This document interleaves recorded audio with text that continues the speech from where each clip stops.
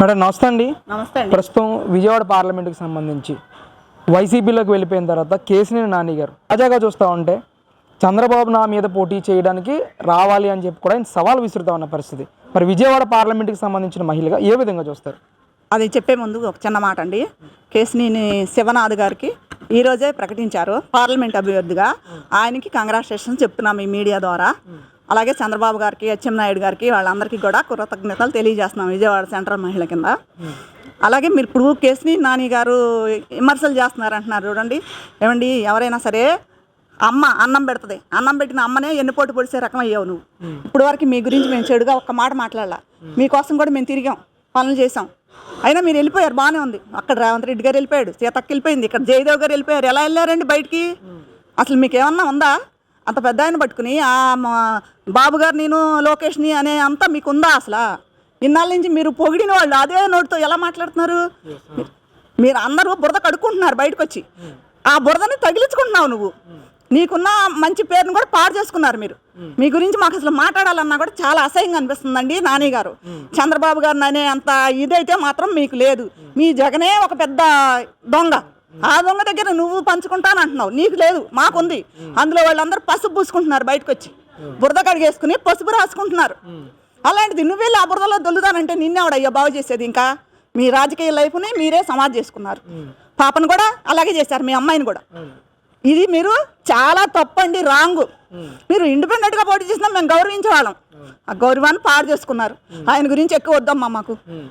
మరి ఏంటంటే ముఖ్యంగా ఆయన మాట్లాడుతూ ఉన్నారు, టీడీపీని 60% నేను విజయవాడ పార్లమెంట్కి సంబంధించి ఖాళీ చేస్తాను, నేను ప్రచారం చేసే ప్రతి చోట నిలబెట్టిన ప్రతి వ్యక్తిని నేను గెలిపిస్తానని అంటూ కూడా ఆయన మాట్లాడుతూ ఉన్నారు ప్రతి ప్రెస్ మీట్లో. మాటలు చెప్పొచ్చండి. ఒకవేళ ఆయన అంత ధీమా ఉంటే తెలుగుదేశంలో ఉంటే ఆ పని జరిగేదేమో. ఆయన ఉన్నది ఎక్కడ ఇప్పుడు? దొంగల రాజ్యంలో, దోపిడి రాజ్యంలో. ఇప్పుడు జరుగుతుంది ఏంటండి? ఇది అంతసేపు ఈయన 175 వస్తాయి, నాకు 175 అని చెప్పుకుంటున్నారు చూసారా? అవన్నీ మాటలు చెప్పుకోవటానికేనండి. ఎలా వస్తాయి? ఎవరేస్తారు? ఏం చేసావని వేస్తారు? నువ్వు చేసింది ఒక్కడు చూపించు. ఒక్క ప్రెస్ మీట్ పెట్టి నేను ఇది చేశాను అని చెప్పి విజయవాడ నడిబొడ్డున మీరు చెప్పండి. అప్పుడు మీరు చేశారో చేయలేదో జనాలకు కూడా తెలుస్తుంది. ఎంతసేపు చేసింది చెప్పుకోవటం చేతగాంది చంద్రబాబు నాయుడు గారు ప్రభుత్వం. ఎన్ని మంచి పనులు చేశారండి. 200 నుంచి 1000 రూపాయలు చేశారు, 1000 నుంచి 2000 చేశారు పింఛన్ కూడా. 4 సంవత్సరాలకి మీరు ఏడ్చింది ఏంటి? మీ ప్రభుత్వంలో 250 ఒక నూనె ప్యాకెట్ రావట్లేదయ్యా బాబు మాకు. 250 సంవత్సరానికి 250 పెంచుకుంటూ వస్తున్నావు. మా దగ్గర ఎంత కట్టిస్తున్నావు? 60-70 రూపాయలు ఉన్న నూనె ప్యాకెట్ని ఎందుకు అంత చేసావు? అసలు బతకగలుగుతున్నావా? ఇవన్నీ కొనగలుగుతున్నావా? 200 ఉన్న కరెంటు బిల్లుని ఈరోజు 2000 కట్టాల్సి వస్తుంది. మేమేమి ఉన్న వాళ్ళం కాదు, మా కొంపలు లేవు, అద్దెకుంటున్నాం మేము. ఇంతంత కరెంటు బిల్లులు పెంచావు, 8 సార్లు పెంచావు, బస్సు ఛార్జీలు పెంచావు. ఇంకా ఏంటయ్యా నువ్వు మంచి చేసింది జనాలకి? నీ చుట్టూ ఉన్న వాళ్ళని బాగు చేసుకుంటున్నావు, నువ్వు బాగుపడుతున్నావు. తప్పించి ఆంధ్ర జనాన్ని అడుక్కు తినేటట్టుగా తయారు చేశాడు. ఆయన ఎలా గెలుస్తాడు, ఈయన ఎలా చెప్తాడు? సపోర్ట్ చేసే వాళ్ళకి కూడా సిగ్గు అనేది ఉండాలి. మేడం ముఖ్యంగా విజయవాడని గతంలో చంద్రబాబు నాయుడు ఏ విధంగా అభివృద్ధి చేయలేదు, నేను ఎంపీగా గెలిచిన తర్వాత నేను నిధులు తెచ్చుకుని విజయవాడ నేను అభివృద్ధి చేశాను ఈ రోజు అని చెప్పేసి కూడా ఆయన మాట్లాడుతూ ఉన్నారు. అసలు నువ్వు ఎంపీ అవ్వాలంటేనే చంద్రబాబు నాయుడు మార్కు. ఆయన లేకుండా నువ్వు ఎలా ఎంపీ అయ్యావు? నువ్వేమన్నా డైరెక్ట్గా కూడా పెట్టేశావా? అన్నగారు పెట్టిన పార్టీలో నువ్వు చేరావు. చేరిన తర్వాత నీకు పేరు వచ్చింది. చంద్రబాబు గారు నీకు సీట్ ఇచ్చారు. 1-2 సార్లు నిన్ను ఎంతో నమ్మకంగా గెలిపించుకున్నారు. మీరు చేశారు, కాదంటలేదు. మీ సొంత జేబులో డబ్బులు ఏమి ఇవ్వలేదే, మీరు అక్కడి నుంచి సాధించుకొచ్చారు. ఓకే, థ్యాంక్స్ ఆ విషయంలో. అంతే తప్పించి మీరేదో మీ సొంత డబ్బులు పెట్టి ఫ్లైఓవర్లు కట్టాను ఇది చెప్పాను కాదు.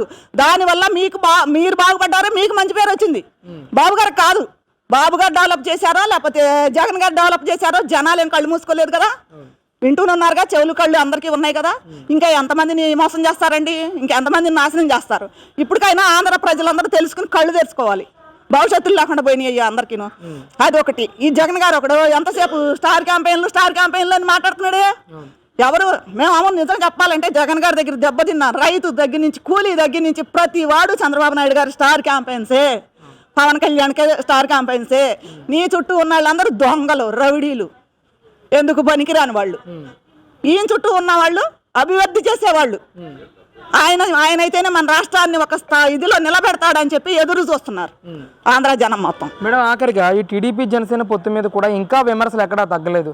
అంటే ఫేక్ ప్రచారాలు కూడా చేస్తూ ఉన్నారు. 80 సీట్లు జనసేనకి ఇస్తేనే జనసేన టీడీపీతో పొత్తు కొనసాగుతుందని ఇలాంటి ప్రచారాలు కూడా సాగుతూ ఉన్నాయి. మరి ఒక టీడీపీ కార్యకర్తగా ఇలాంటి ప్రచారాలు చూస్తూ ఉన్నప్పుడు మీకేమనిపిస్తూ ఉంది? ఈ ప్రచారాలపై మీ అభిప్రాయం ఏంటి అసలు? వాళ్ళకి ఫస్ట్ నుంచి దొంగతనాలు అన్నట్టే అబద్ధాలు చెప్పుకోవడం అలవాటు కదమ్మా. అప్పుడు అలాగే అంతకమ్మ వాళ్ళకి పోస్టులు ఇచ్చుకున్నాడా, ఇది చేశాడని ఆ దొంగ ప్రసారాలు చేసి జనాలు నమ్మించాడు.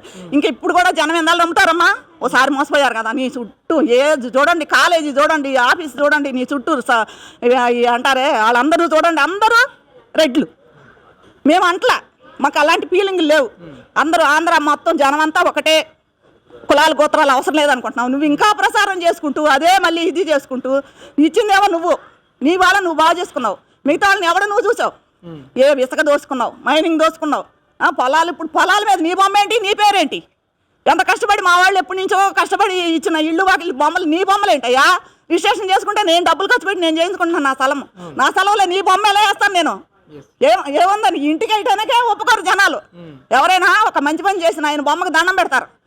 ఎన్టీఆర్ గారికి ఈ రోజు కూడా బొమ్మ వేసి దండం పెడుతున్నారంటే ఇన్ని సంవత్సరాలు మర్చిపోలేదంటే మంచి వ్యక్తి కాబట్టి. నీలాంటి వాళ్ళు ఎవరయ్యా పెట్టుకునేది? బుద్ధి జ్ఞానం లేకపోతే సరే నువ్వు చేసే తిక్క పనులు.